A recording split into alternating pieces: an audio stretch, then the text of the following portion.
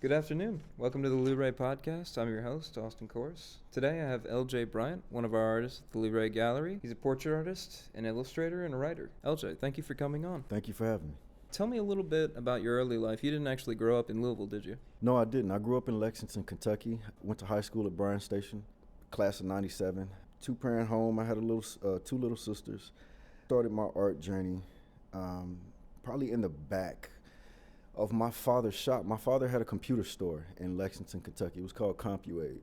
So he was a computer programmer. So I would have to catch the bus after school to the shop and sit in the back and do my homework or just hang out until he was done working. Started off drawing Garfield and Beetle Bailey from the Sunday comics, and then kind of moved on to like comic books and Marvel characters and things like that.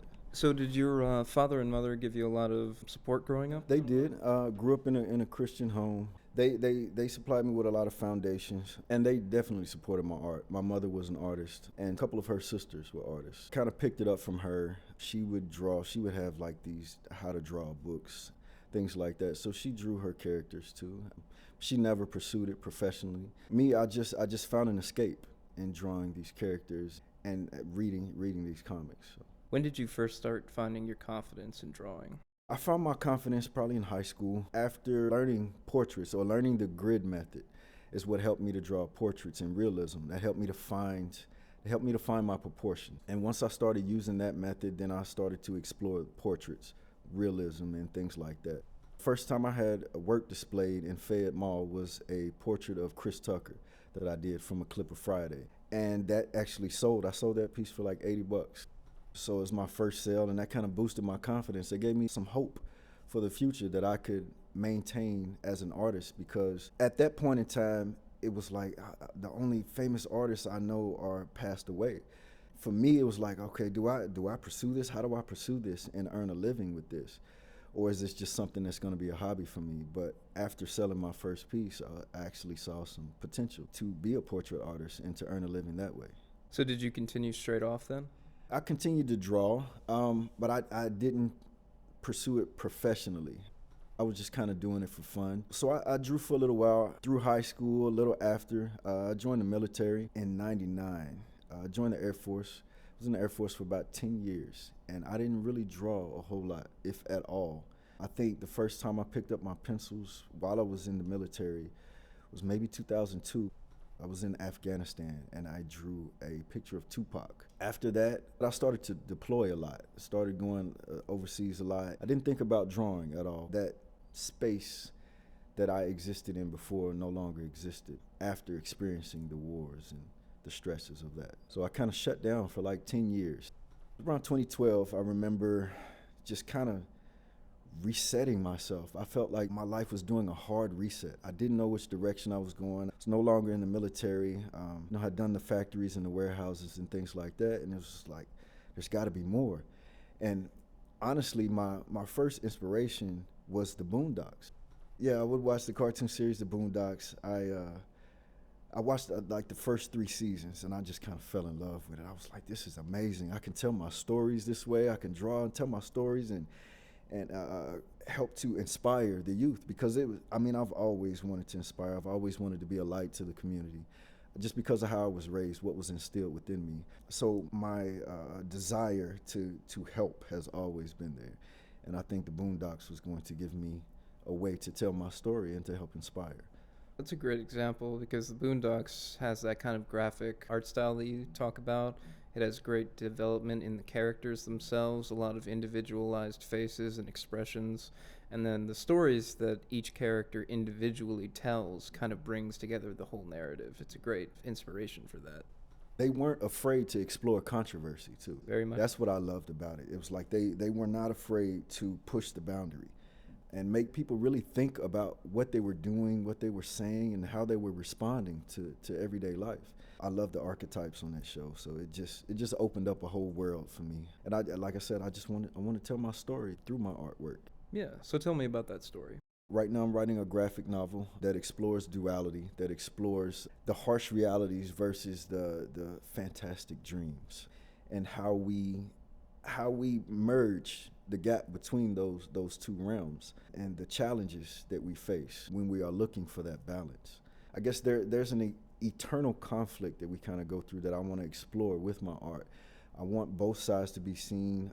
One of my instructors, his name is Mark Hanovan at the Art Institute of Cincinnati. He showed me a trick, or he expressed something to me that's kind of stood out in my mind since he told me. And he said that the darkest darks are always next to the lightest lights, and that is what creates contrast. That is actually what separates your subjects from the background, is those hard lines, or that hard contrast. It gives the illusion of separation. Yeah, and you see that a lot with your portrait work too. You deal with a lot of tonal shifts from very dark blacks to very light whites. Like I said, the darks and the lights, they tell the story. I mean, even scientifically, black is the presence of all colors, and it absorbs the light, and the white reflects it. So using that within my artwork, I think gives it an extra layer or an extra dimension. Do you find that you use that to mainly capture the soul or the real expressions of your subjects? I do, and I mean, I put a lot of focus and attention on the eyes. The eyes, like I said before, they are the window to the soul. The eyes tell the story. You can see emotions in the eyes, even if the mouth or the brow does not express those or share those same perspectives or the same emotions. The eyes are just... They can be captivating when the focus is put there, and then the story kind of spreads out from the eyes. I think you do a very good job of showing passion, and that helps you empathize with your subjects. You focus on the eyes, and then you radiate out towards the face. You do a great job of capturing the human form. Do you find that you're inspired by that kind of human form? I am. Just the magic behind the human form, the symmetry, and just the essence of humans and what we bring to the planet.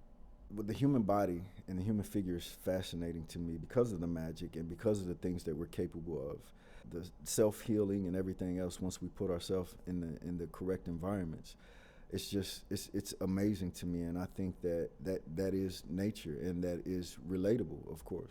And I want my audience to relate to my pieces, and I think that is the best way to do that. So is that your main inspiration, humanity? It is. That is my focus because, of course, that is, that's what I relate to the most. I didn't really grow up in nature a lot, but I did pay a lot of attention to humans and how we interact with each other. That's always been a big deal to me. I think that's really important for community, is relating to each other and understanding each other. So would you describe your style as almost humanist in that way? Well, I usually stay away from labels. Labels kind of, they box you in. They don't give you any room to expand. And sometimes it causes separation, because if you're in a box and people associate you with whatever the contents of that box are, then they'll stay away from you, or they won't even explore your work. And I want my work to be all inclusive. I want everyone to understand and to look and to feel something from these pieces. So I don't want to exclude anybody. So the labels usually tend to exclude people. Yeah, you want your art to speak for itself. Absolutely. Without somebody else's preconceived idea. But at the same time, I welcome those ideas. I want you to tell me what you see in this art, and that tells me a lot about your own personality, or the viewer's personality is by what you see. What you see is, I guess it tells the story of how you think or how you see the world, how you view the world. Many of your pieces are drawn with charcoal to kind of put emphasis into that. Did you always use charcoal? Well, I started off with lead pencils. Of course, that was my favorite. I had a hard time breaking away from that. Once I started at the Art Institute of Cincinnati, once I got there, I explored charcoal. Once I found that, I fell in love. It was so easy to blend with the charcoal, and then it got away from that glare that happens with the lead on the paper. With your painting, does it evoke emotions out of yourself, or what's the process behind the creation of your works? The personal pieces that I choose, these are things that are relative to my journey and whatever challenges I may be experiencing at the time. So my piece, The First Wife, I was actually learning about Lilith. In Hebrew culture, Lilith was the first wife of Adam. And she stood her ground. She stood for herself. She's also the symbol used for feminism. So she was, according to the story, she was the woman that did not submit to man. So at the time when I created this piece, I was actually, going through breakups, trying to understand my relationship patterns. And I could never really understand, what was happening or how I would end up in these spaces of conflict. And it was because I didn't truly understand the feminine. And I was always told, and I was raised to believe that, the feminine is supposed to submit. I couldn't really understand that. I could never really get with that because that's not what I saw. That's not what I witnessed from my mother or any of the women in my family. So that piece represented the strength of a woman, the singularity, the connection to source without having to go through man. So that piece was inspired by that. So I have, most of my pieces do come from my challenges that I'm experiencing at the time. When I created Out of Body Experience, I was looking for faith. I was exploring my faith. I didn't know which direction to go. I had been out of the military for a few years, and like I said, was working in factories and warehouses and things like that. And I always felt, I felt out of place, but I didn't know how to express myself or how to use my talent, and how to tell my story. And I think that is part of my purpose. I actually think it's part of everybody's purpose, is to tell their story and to inspire others with their story.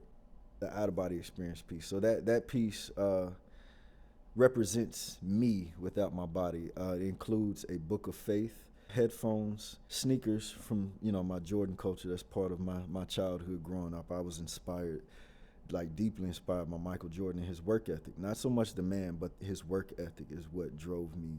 So it gave me willpower. And my father also instilled a lot of willpower in me to push past these boundaries. So that's what that piece represents to me. Yeah, connection and understanding always seem like they're big themes in all of the works that you put out. Definitely. That's to me, that's peace. That's where peace comes from, is from communication and understanding. Actually being vulnerable enough to communicate your thoughts or your fears to others, that opens up a safe space to where both people can communicate and both people can find an understanding for each other. And I think that's very important in life and in art. Right, being vulnerable is very important for kind of putting yourself out there and being able to really share yourself with other people. It takes a lot of courage to do that. Absolutely. Vulnerability is all about facing your fears. It's all about moving past your fears and moving past these obstacles to achieve your goals. And, a lot of times we can find ourselves paralyzed in fear. And of course, we can never really attain our goals in that paralyzed state. So it's really important to face those and to express vulnerability when you have the open space, or especially when somebody's holding space for you to be vulnerable. I think that's extremely important. And that can lead to a lot of healing as well. Did you find that after 10 years and being in the military, going through a lot of difficult things, you found a lot of peace and serenity from creating again? I did. It helped me to create my own world. It helped me to kind of get away from the harsh realities and move into this fantasy realm where I could create anything and I can make anything happen. So it was comforting for me. Art has always been comforting. As I said before, when I was a child, I would have to catch the bus to my dad's shop, and it's nothing really going on there. So I had to find that peace. I had to find that concentration and create my own little world. Sitting in the back of his computer shop, just reading my comics and doodling, man. What would you tell your old self or any artists in that kind of situation where they're kind of lost or they might not have a lot of people who know how to support them? What would you kind of tell them to build up their confidence? I would tell them to keep exploring, follow their dreams, and stick to it. I mean, your dreams are your source to happiness, or your connection to happiness, or your connection to fulfillment. A lot of times, like I said before, we get paralyzed by our dreams and we don't make it to that place of fulfillment, so we live this life of regret. And I think it's important that we express ourselves and we find people that hold space for us to be vulnerable and communicate. You mentioned opening up a youth center. Is that really important to you? It is. It's extremely important. I want to open up a nonprofit organization that helps underprivileged children have access to technology, to help them with their careers and to help them find a career path that is conducive to the world that we live in today. I mean, the technology is expanding rapidly, and to keep up as an artist, I think we need to learn those skills. And underprivileged children a lot of times don't get the opportunity to have access to that type of technology so that they can expand their skills and actually get better and be able to compete in the market today. It is difficult, especially as a young artist, to kind of be faced with all these great works and all these great artists. That's why we try to build like this community here at like the gallery, so that people will have, like you were saying, a safe space to be able to create, have other people show them the ropes, because that kind of community where you have artists come together and learn from each other, that collaboration only helps to inspire you and build your confidence to express yourself. Absolutely. As artists, I think we pull from each other. We learn a lot from each other. I think that's extremely important to grow and expand as an artist. So, yeah, it's a great opportunity.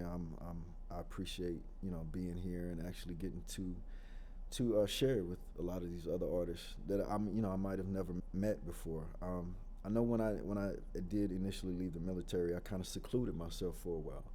Didn't really know how to react or respond to the world, so I spent a lot of time at home, and I was just creating. I was creating all these pieces, but nobody was seeing them. So it's like I spent maybe close to 5-6 years just creating, and nobody ever saw my work. So it's like, what am I doing? Like, I was receiving fulfillment from that, but at the same time, I guess I wasn't sharing, and I guess not sharing that made me feel secluded. It made me feel separate from the rest of the world. So I dealt with a lot of separation anxiety even after the military, and having to pick up and leave, leaving my family and things like that. So I secluded myself for a while, and getting back out here and sharing my work is actually helping me to heal those spaces, those fear spaces of the harsh reality. It can be difficult being that vulnerable and really putting yourself out there, especially after taking such a long break from it. So you found that sharing with other people was really helpful to you. How did you deal with the criticisms and things like that? My grandmother used to always tell me, to chew up the meat and spit out the bones, meaning to absorb the information that is useful and disregard what isn't. Taking constructive feedback or taking unfavorable feedback and learning from that, growing from that, versus being upset and letting that deter me from my goals. So I try to take that feedback and expand on it, and really soak it in and understand what the person is saying to me, or what the critic is saying. Make myself better, grow from that. And you showed that recently when you had that show at the Roots. Can you tell me more about that? We did a Black History Month exhibit, and a lot of artists got together, and we shared our perspective on the culture and the history from what we experienced. I had a collection. I displayed a collection called the Power of the Panther series, and it is overall it's about the connection of the Black Panther comic book character and the Black Panther Party.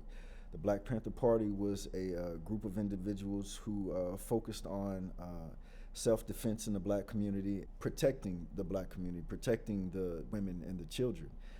They are the organization that started the Breakfast in Schools program and the WIC program for women and children.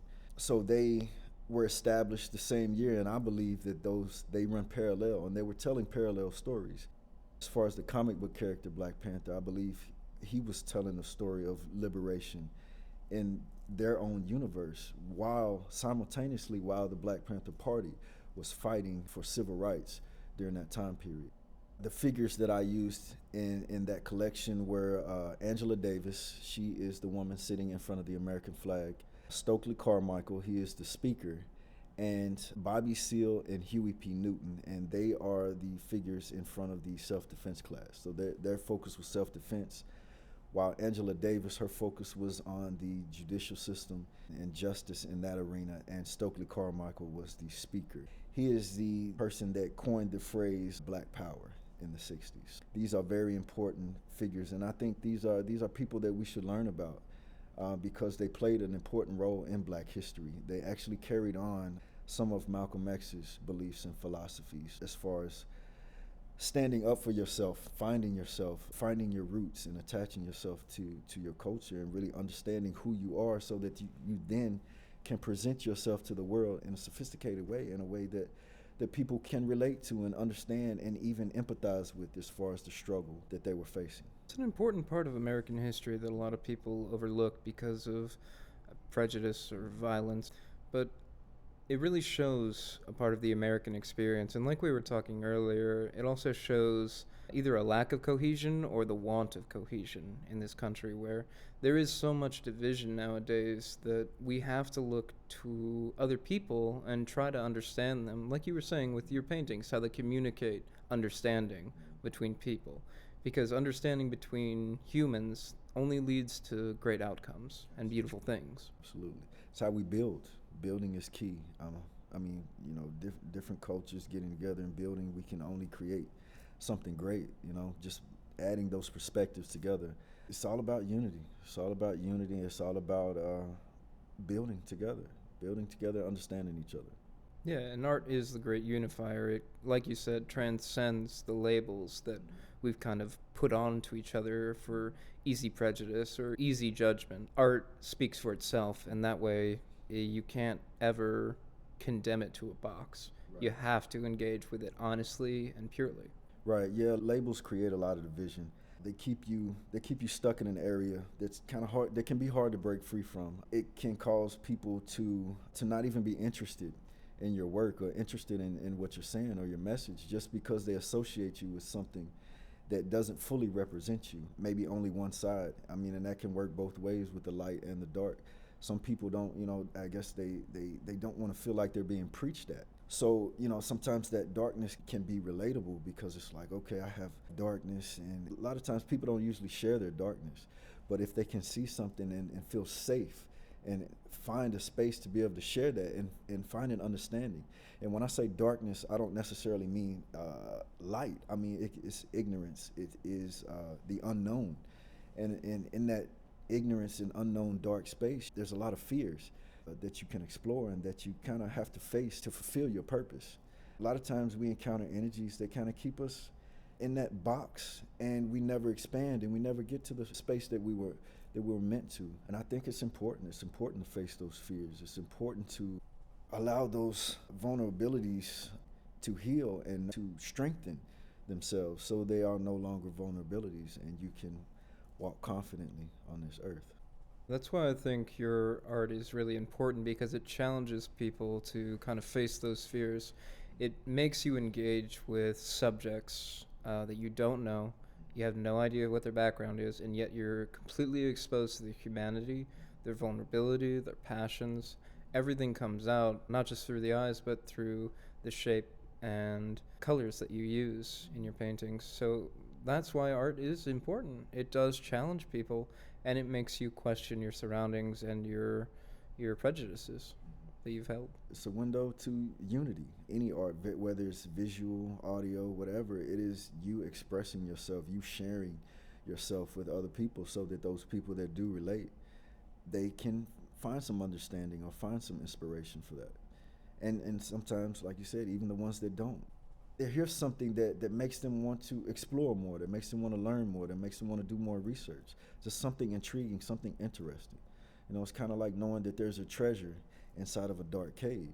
If you never get the courage to go into that dark cave, you never find that treasure, you never find that value in yourself. And those unknown spaces within ourselves contain valuable pieces of our personality. And if we don't face those fears, a lot of times we never get to express those.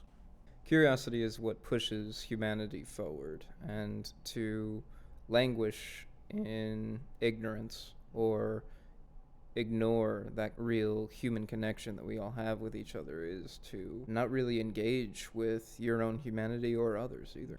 I spend a lot of time to myself, just kind of talking to myself to find that space and that courage.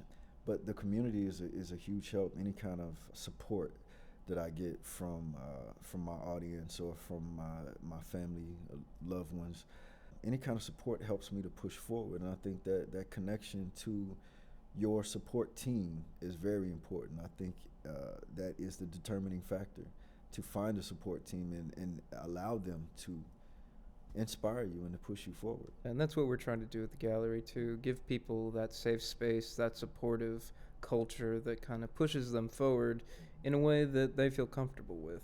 For the people that missed your show at the Roots, do you have anything coming up? Once a month, pop-up at Brew and Sip. It's on Broadway. I'm not sure the exact address at the moment. I do pop-ups often. That's the only one that I have booked at the moment. But I mean, there's plenty coming up that I will be involved in. I've done festivals. I've done the Big Four Festival. I've done 2 shows at the Mercury Ballroom with Raw Artist Group. My very first art show was at Boulevard 3 in Hollywood, California. I mean, that was an amazing experience. I kind of found this group, the Raw Artist Group, and they were doing kind of the same thing that we're doing here, grabbing a bunch of new artists and helping them to show their work, putting them out there and giving them a platform. I had a really good time, met a lot of people, and that was an amazing first experience for me. So I do a lot of pop-up shows, a Flea Off Market, pop up there, and I'm currently in the process of finding other galleries to display my work. Where can people find more information about your shows or your art? I post everything on my Facebook account, LJ Bryant. You can follow me on Instagram at art_of_BALANCE 23S. So Art of Balance 23S is my IG, and I post all my events and everything else. Well, LJ, thank you so much for coming in. It's been really insightful learning about you, your art, your views, what inspires you, and kind of how you want to build the community around art. Thank you so much for coming in. Thank you for having me. Thank you. I appreciate it.